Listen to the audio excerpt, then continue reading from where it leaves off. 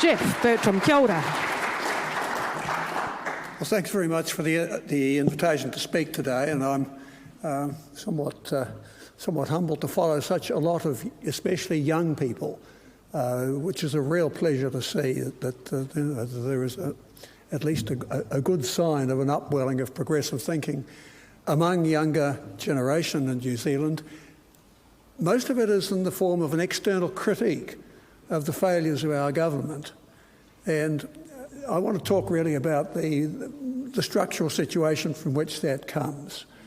And I've lifted, to start with, two images from Laura's presentation this morning, with her permission, I hasten to add, because I thought here is the economic history of capitalism in the developed world over the last 150 years in a nutshell. If you've read Thomas Piketty's book Capital in the 21st Century, you'll be familiar with the charts he draws of inequality in income and wealth as it developed over the last 150 years.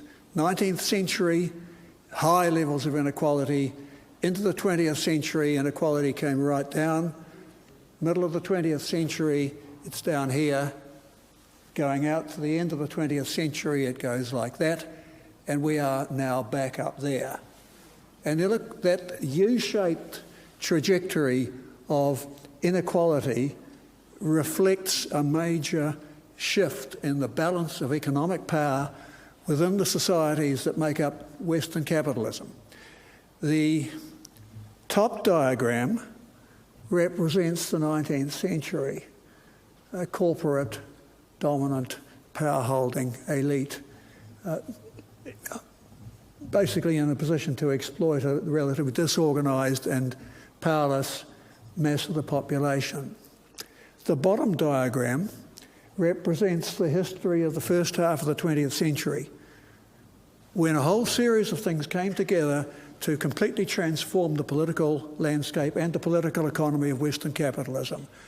Those things were, first, from the mode of production, of mass production, which brought workers together and gave them a common shared interest against capital, a massive rise in the power of worker organisations, unions, and accompanying that an intellectual package of socialist inquiry and policy development that gave them a platform to work with, and alongside that, growing popular mobilisation as the suffrage was extended, more and more people got to vote, and for the first couple of generations really made the vote count. They exercised a great deal of citizenship agency.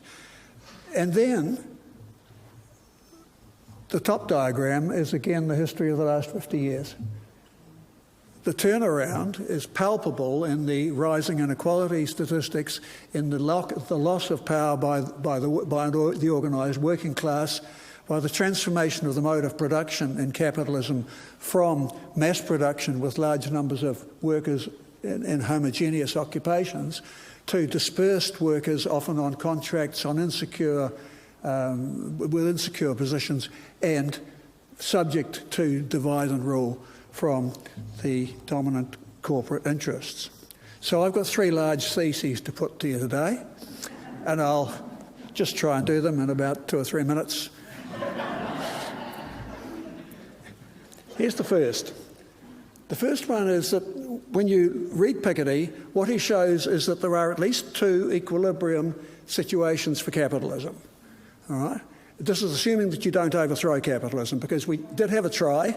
It didn't work out, and I don't think overthrowing capitalism is actually on the agenda at the moment. We are, for better or worse, stuck with the capitalist economy for the moment. And most of what we've been saying today has to be located within some sort of reformed capitalist framework. So Piketty shows us that there are these two equilibria. There is the equilibrium of deregulated capitalism, where market power is allowed to work its way through unchecked, and where therefore concentrations of economic power develop, and that power is exercised to produce inequality and to greatly limit the scope of political actions. And there is the other equilibrium, the mid-20th century one, which we call the welfare state or the mixed economy, where the exercise of agency by a motivated citizenry in the context of electoral democracy and with strong worker organisations to provide a countervailing power to balance the power of capital, you can establish a much more egalitarian framework. But to sustain that framework requires hard work and on an ongoing basis. And the lesson of the 20th century was we did not sustain that set of fences to keep the capitalist monster contained. And as a result, we've got the uncontained capitalist monster. And that's a large part of the reason why it's so difficult to get the policies in place that you're talking about today. This is a diagram from John Rawls's theory of justice. It's one of my favourite diagrams because it captures in one diagram the two equilibria I'm talking about. If you think about well-being for the least well-off, up the vertical axis, and well-being for the most well-off, the most advantaged along the horizontal axis, complete equality, you would grow the economy up that 45-degree arrow. Reality says that you can't run economies, especially market economies, on that basis. Some inequality is going to emerge as you do a capitalist development process, but up over some considerable range, everybody can indeed share in the rising prosperity. That is, in a nutshell, and not a perfect representation, but it's the sort of thing that was going on in the mid-20th century. A sharing of prosperity, not trickling down. It wasn't a matter of leaving the stuff to trickle down, you went and got it. And that involved the exercise of both political and economic clout by organised collective bodies of people. And then, if you continue to push on, you move from the maximum welfare state, where everybody gets the best possible deal out of the capitalist system, you move on to the most advantaged getting a bigger and bigger and bigger share of the pie as the rest are squeezed back out. And GDP growth continues as you go on down there, but it's concentrated in the hands of the very top part of the population as the elite consolidates its control and power.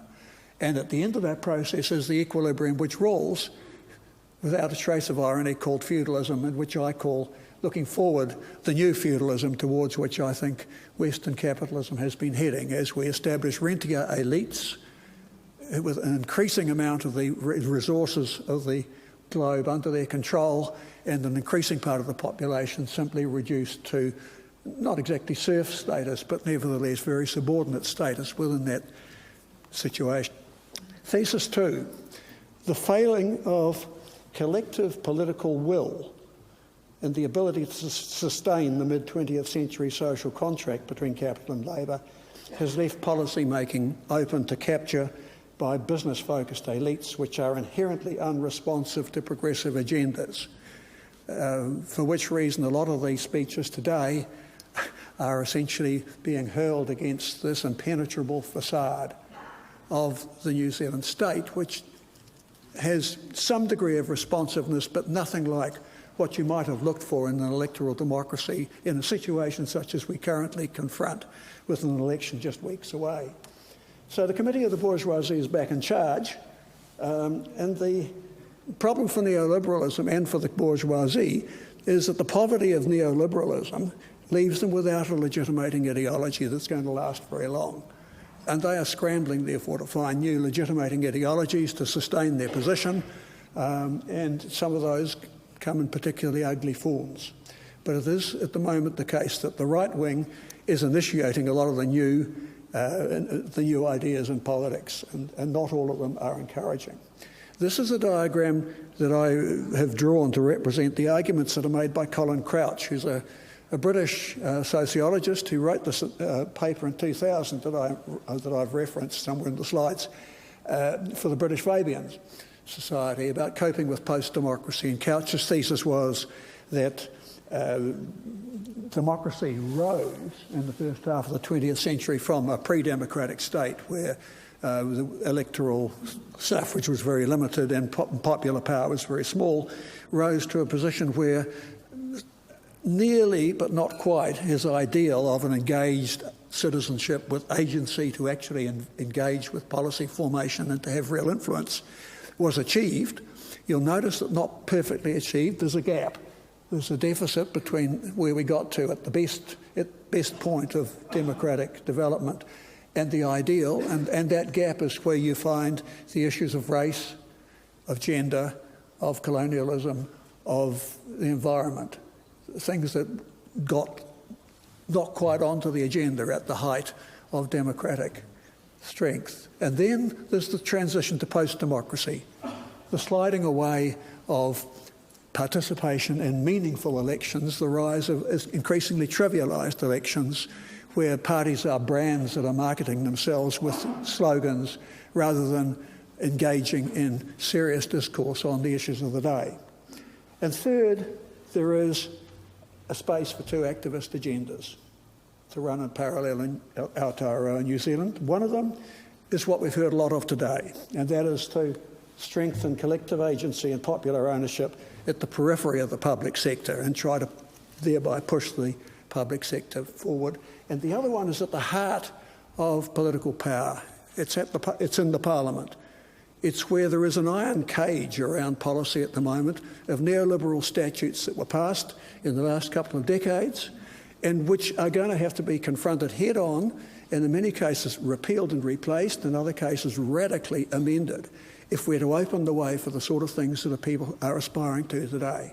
And several of those, the Commerce Act 1986, the State-Owned Enterprises Act, the State Sector Act, Employment Contracts Act still lies around in a modified form, the Public Finance Act, the Electricity Industry Reform Act, the Overseas Invest. There's a whole panoply of statutes on our statute book which are profoundly corrosive of the agenda that this meeting is concerned with. And I spend a bit of my time writing about those statutes and what should be done about them. In fact, I'm about to publish one on the Commerce Act in the next couple of weeks. So,